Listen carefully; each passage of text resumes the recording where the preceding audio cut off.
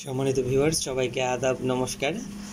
আজকে আমি আমার সেকেন্ড প্রোডাক্ট যেটা হিস্টাসিন, হিস্টাল সিরাপ, হিস্টাসিন ট্যাবলেট, এই তিনটে প্রোডাক্ট নিয়ে আলোচনা করব আপনাদের সাথে।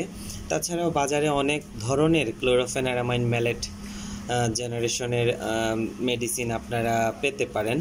তারপরও আমি যেহেতু এই তিনটা প্রোডাক্ট কালেক্ট করতে পেরেছি, আপনাদেরকে এই তিনটা প্রোডাক্ট নিয়েই আপনাদের সাথে আলোচনা করব। হিস্টাসিন সিরাপ যেটা, এটা মূলত আমরা বাচ্চাদের বলেন বয়স্কদের বলেন, আমরা সর্দির কারণে এই ওষুধটা দিয়ে থাকি। আমরা হিস্টাসিন সিরাপটা সর্দির জন্য অনেক ভালো কাজ করে, কিন্তু একটু ঘুমে প্রবলেম করতে পারে। তারপরও সর্দির জন্য নর্মাল প্রাইসের মধ্যে আপনি যদি বেসিক কোনো ঔষধ কিনতে চান ফার্মেসিতে, মনে করেন বাচ্চার মাত্র 1 থেকে 2 দিন ধরে সর্দি হচ্ছে, খুব সর্দিগুলা লিকুইড পরিমাণে খুব বেশি যাচ্ছে, আবার বয়স্কদেরও মনে করেন সর্দি হচ্ছে, সর্দির সাথে পানি যাচ্ছে, নাক দিয়ে পানি বের হচ্ছে, এটার জন্য আপনারা হিস্টাসিন আনতে পারেন ফার্মেসি থেকে। আপনার হিস্টাসিন এই ট্যাবলেট যেটা, এই ট্যাবলেটটা আপনার বাজারে 5 টাকা নিবে, পাতা 10টা থাকে।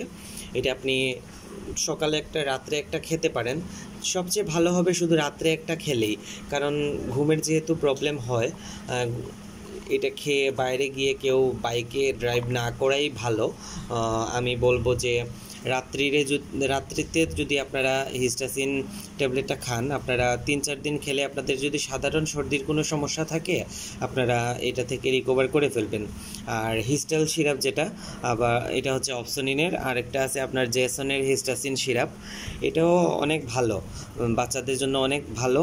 আপনারা 0 থেকে 6 মাসের বাচ্চাদের আপনারা হাফ চামচ করে দিতে পারেন, হাফ চামচ করে একবারই দেন।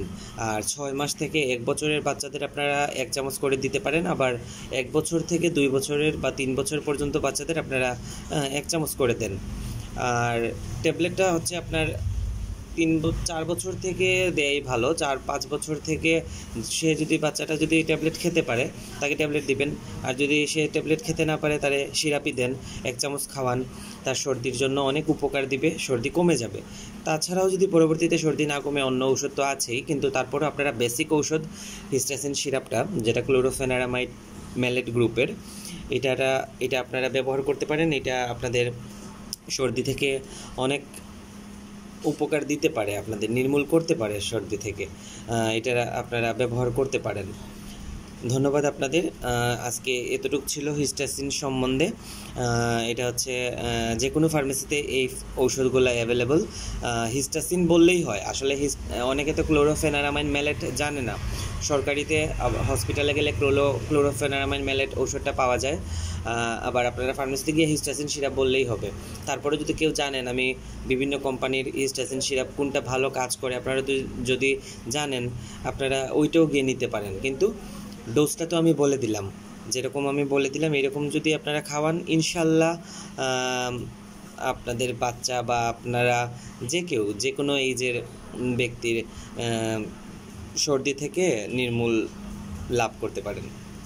ধন্যবাদ। সবাই দোয়া করবেন, আশীর্বাদ করবেন। বারবারই বলছি, আমাকে সাপোর্ট করবেন। আমার কোনো ভুল ত্রুটি ক্ষমা দৃষ্টিতে দেখবেন।